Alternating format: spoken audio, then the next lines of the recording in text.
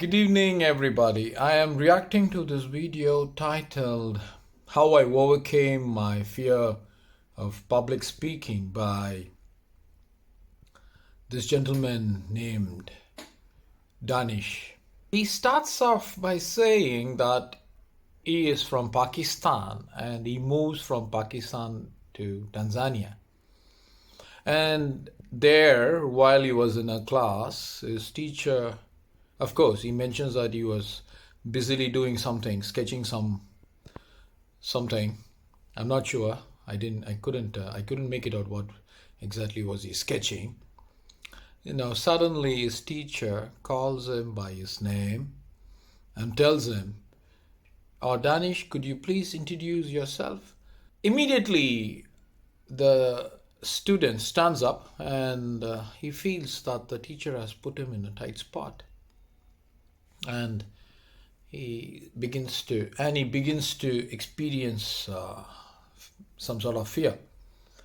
And because the reason is that he is in a foreign land and 30 pairs of eyes are watching him.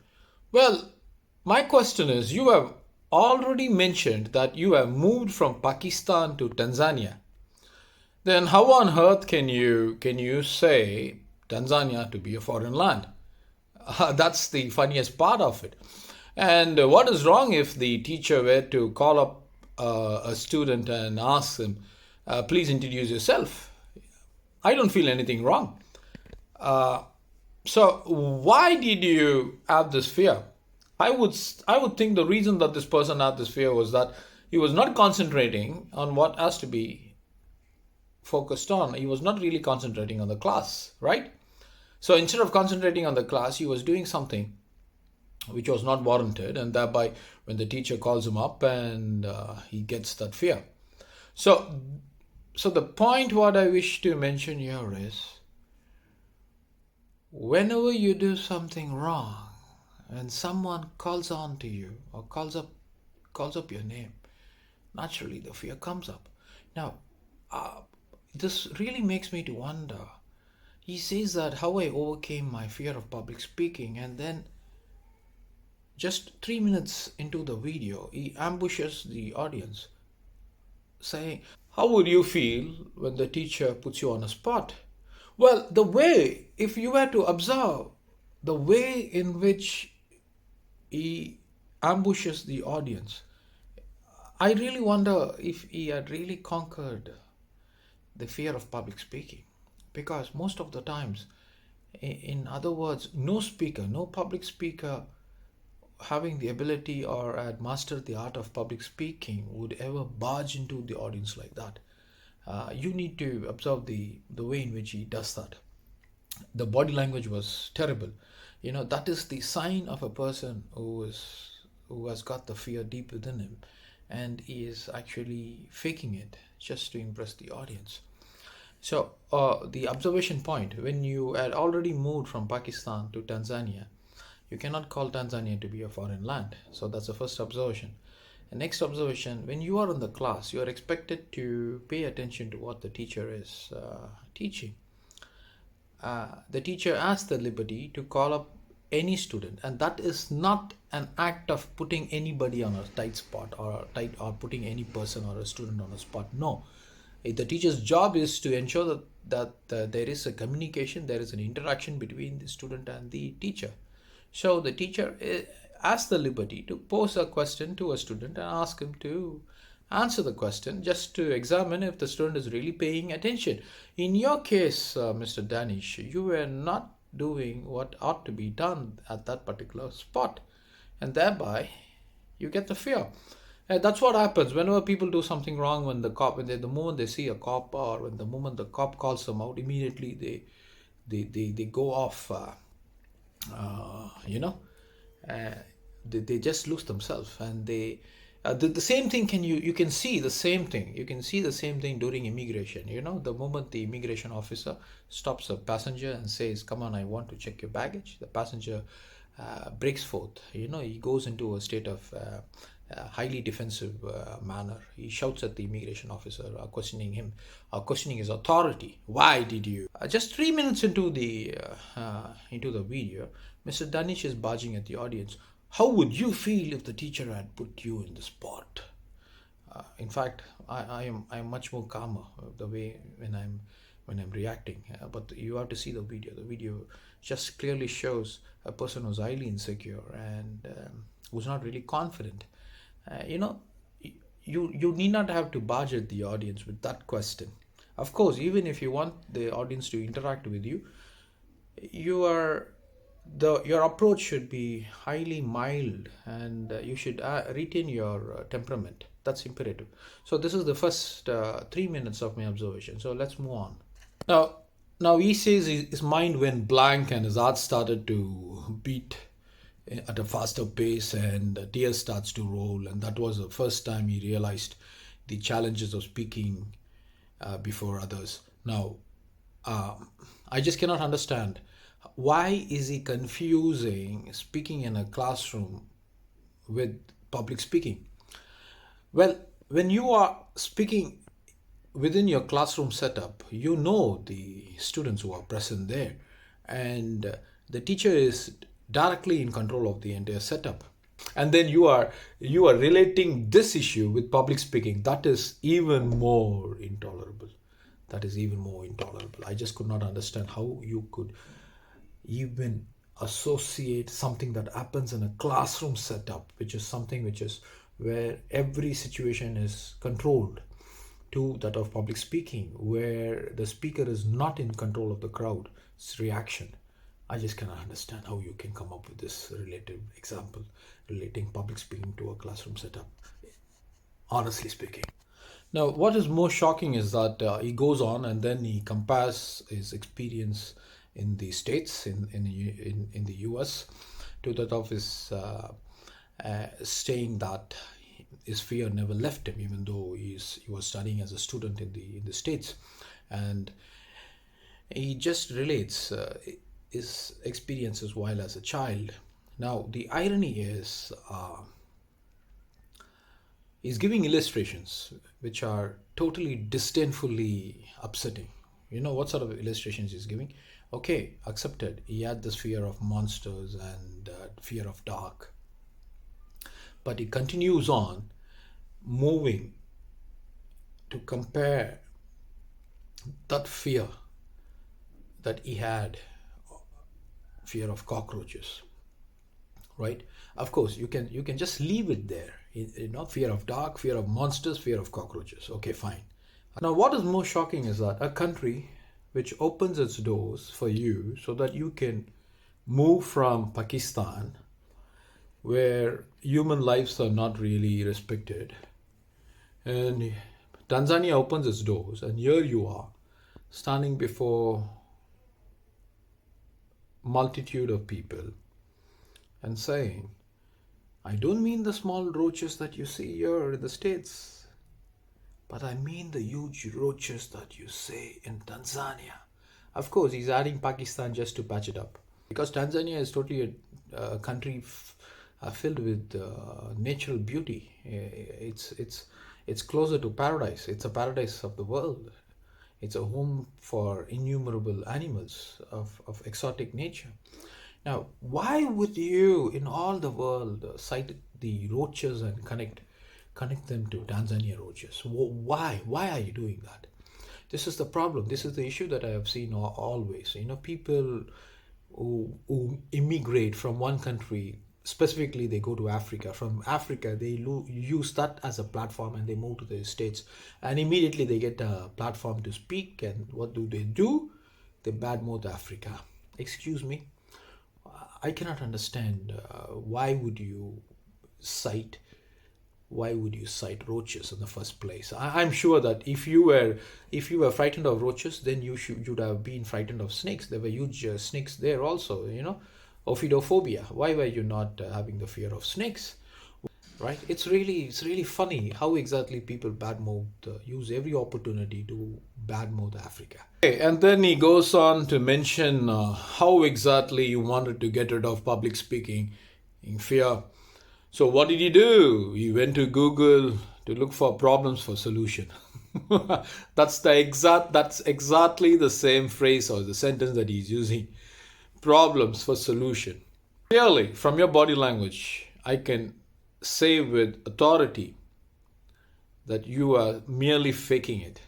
The fluidity is not there. Okay, so if you are what you claim to be, then fluidity ought to be there. You should be able to represent your train of thoughts with all lucidity. You understand, without any fumbling, without any slips.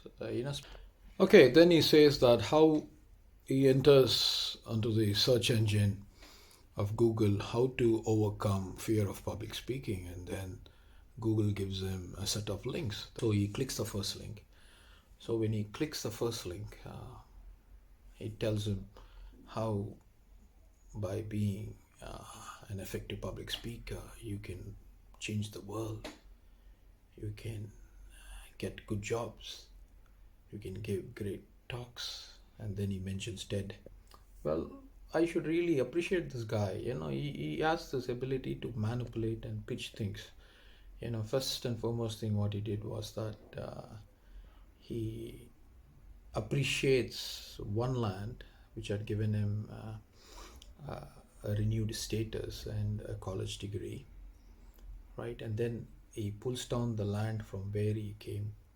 Okay, not only that, he blames his teacher for asking a question. He claims the teacher has put him in a spot. And then he moves, and then he says that when he places how can I overcome my fear of public speaking, Google gives a set of links, and the very first link talks about how great the positive advantages of public speaking. But apparently, if you were to enter that same question on Google never gives that. Google, in fact, the first few links are some advertisements, and then the next link is probably from a website which talks about a list of do's for you to overcome the fear. Now, what are you trying to say? Are you trying to insinuate that the algorithm of Google is so dumb that it cannot distinguish between the advantages of becoming a public speaker and how to overcome your fears of public speaking? What foolishness is this? And this man is giving a TED talk. If you were to post the question, how to overcome fears of public speaking, Google will exactly give you those content which are related to overcoming fears, because the Google algorithm is so intelligent. It exactly gives you the answer to the question. But this man, he is talking through his hat. You follow what I'm saying? He's insinuating. So clearly, if you observe his body language, he is just faking it. He is not interacting with the audience or simply recollecting what he had already memorized. You can see the way his hands are moving. You follow me? And then he puts his hand on his chest.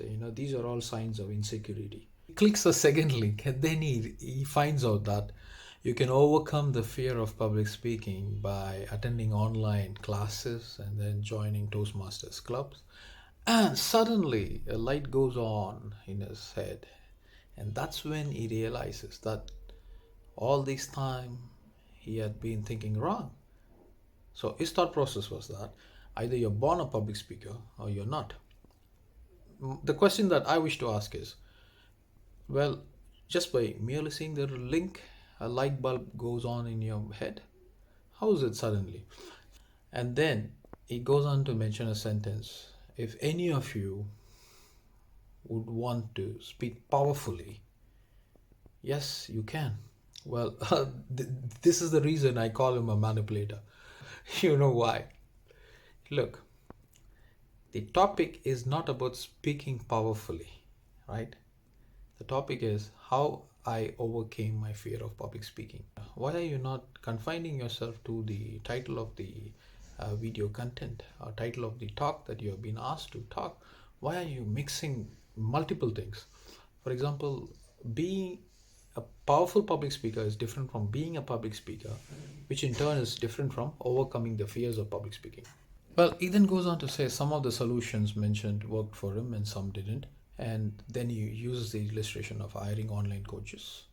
And then he says that's way beyond his student budget. Well, just because you have not used a method, it doesn't mean it did not work for you. So that's the important point you have to take here, right? So you should not be saying hiring a speech coach was beyond my budget and then saying that this method did not work for me. That is the understanding that you are giving us, right? So if some of the methods worked for you, well, what were the methods that worked for you?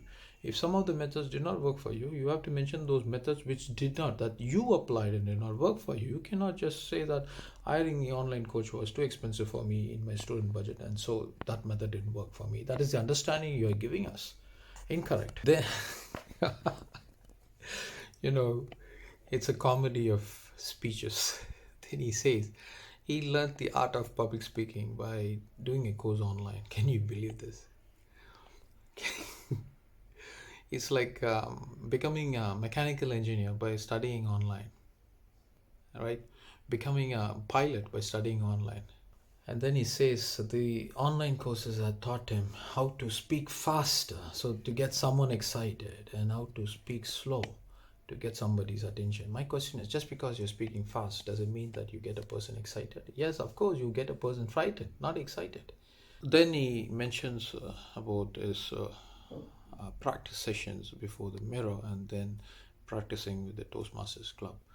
Well, of course, practicing is a different thing. Going outright into the real arena is a different thing. You might be practicing boxing in your club for innumerable number of hours. That doesn't matter. But when you get into the real ring, that's a different case altogether. The story is totally different. Well, the fun part is that he says all these things helped him to become a great public speaker. It helped him to overcome the fear of public speaking. Honestly, from his body language, I don't really see that he had overcome the fear of public speaking, to tell the truth, because on and off he's pitching favorable products. Now, the next thing is that he pulls out his cell phone and he says that, look, moving from point A to point B, I had to do innumerable number of things. Now, what if I can have an app which is my personal coach? Well, you have to understand at the very first place, he never employed a personal coach because they were expensive. Now he is talking about an app that's going to be a personal coach. And then he says, he pulls out his phone and then he talks to his phone and he gets a reply from an app. Again, he's pitching the app there. So, well, the app responds to the question. Okay. Now, you are pitching a product and you're saying this app is going to help you overcome the fear of public speaking. Excuse me. App will give you the answers to the questions that you pose. They would not help to train the mind. They would not be able to teach you how to convince the mind of the person who's sitting in the audience. Of course, it's easy to change people's behavior, but you cannot change people's mind by getting training from apps, because it's emotion that is involved. The fun part is that he says an app would help you to transform you to be a powerful public speaker. Would you believe that? The first and foremost thing for becoming a public speaker is to have an extensive domain knowledge. That's number one thing. Next, you need to be highly confident. How exactly an app is going to give you confidence? Well, you're standing before the mirror and you're talking all the time. They say that talking before the mirror brings out psychological issues. And simply standing before the mirror and talking is not going to make you an effective speaker. You follow me? It cannot. It's impossible. Okay? So that's a point that you need to understand. Now, the third point is, of course, you need to keep you need to start somewhere. You need to become a public speaker somewhere. Of course, you need to open your mouth and bring out your content and place the content to the audience. Now, the point is, the major challenge there is, now different audiences react differently. He says he was talking with the practicing his sessions with the Toastmasters. Of course, that is fine. Now, there's just a point. Now, whenever you are practicing public speaking or speaking before a known audience, the impact is, in other words, whenever you're speaking before a known audience, the conflicts that you will experience there is highly minimal, it's highly reduced, it's boiled down, it's scaled down, because they're not going to be giving you the frank opinions. Okay, of course, 1 or 2 points they may enlighten you, but they would not, because they know you, right? But when it comes to the real audience, the composition of the audience also matters a lot, and their psychology also matters a lot, and their nationalities, their culture, everything matters a lot. So not everybody is going to take your content like that. They are not going to accept your point of view. So the point is, usually majority of the public speaker, when they go up the stage, they have a great expectations. Okay, now which app is going to reduce that expectations for you? You tell me.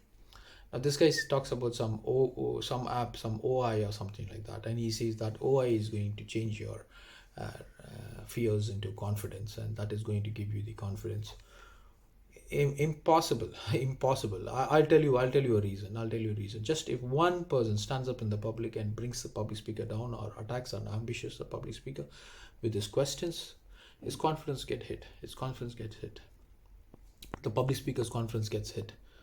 So when the one person gets up and poses a question, irrelevant question, it doesn't matter. Irrelevant question, it doesn't matter. The confidence of the speaker gets hit. Now, the important point that we need to focus here is, how is the speaker going to get rid of his fears? In what way? Can a machine train you to overcome your fears? Impossible. Can a machine train you, giving you confidence? No, it's a human emotions, right? It's a human emotion. It's like seeing a computer or seeing a smartphone and learning how to slim your, learning how to get a six pack. No. To get a six pack, you need to be with a person who already has a six pack and train with him. You follow me? That man, that woman have to push you to the extremities. Okay, it's a point of no return. You understand? It's not that you, of course, there are several apps which says do 30 repetition, 40 repetition, 50 repetition, but you have to understand those things. Those things are not designed for you. No, your fat content may be 25%. Your fat content may be different, but those are all pre-designed. An app is a pre-designed. Okay, it predicts and gives. That is not going to be applicable to you and to me or anybody for that matter. It may be applicable to 1 or 2 people. It may be applicable to 1 or 2 persons, but not to everybody. So that is the huge mistake people are. That's a huge mistake people are doing. Whenever they have exercise apps, and these are heights of idiosyncrasy. Then he talks about his app, right? He says, this gives you personalized lesson, a place to practice privately, quietly. Excuse me. If you want to be a public speaker, you need to go out in the public and speak, not just practice quietly and privately. What? This is a joke. This is a joke of a season. Excuse me. If you want to be a writer, you write. If you want to be a public speaker, go out in the public and speak. If you want to be a boxer, get into the ring. And that's what the beautiful passage in that movie, Sylvester Stallone says. It doesn't matter how hard you can hit, but it matters how hard you can take the punch or get hit. That counts. Okay, people will insult you. People will humiliate you whenever you're speaking in public. People will mock at you. But it's a way to develop your thick skin. If you want to be a public speaker, the first and foremost thing that you need to develop is thick skin. This man is talking something out of the blue. I'm not sure how he got the acceptance letter in a foreign universities, and how exactly he was chosen to be a TED speaker. It's really appalls me. Well, he talks about this app giving you instant feedback, and that's the funniest part. Giving you instant feedback using artificial intelligence. Well, the very fact it is called artificial intelligence is because it's artificial. Of course, artificial intelligence is a very good concept. Robots are a very good concept, but they are meant to do repetitive tasks. You follow me? Suppose someone is cleaning the garbage repetitively from point A to point B. Robots are employed to do that. The power of a thinking mind. They cannot replace the power of a thinking mind. You follow me? They cannot replace humanity. Of course, they can replace jobs where repetitive actions are performed. If this is a machine and this is machine is weighing me, it's going to give me one prototype, right? But this is not going to help me to get rid of my fears when I'm encountering the real-time audiences who are from different cultural background and different spectrum of lifestyles, right? How are you going to handle that? Impossible. Okay, so this would be the final conclusive point, because in the interest of time, I just wanted to bring it down.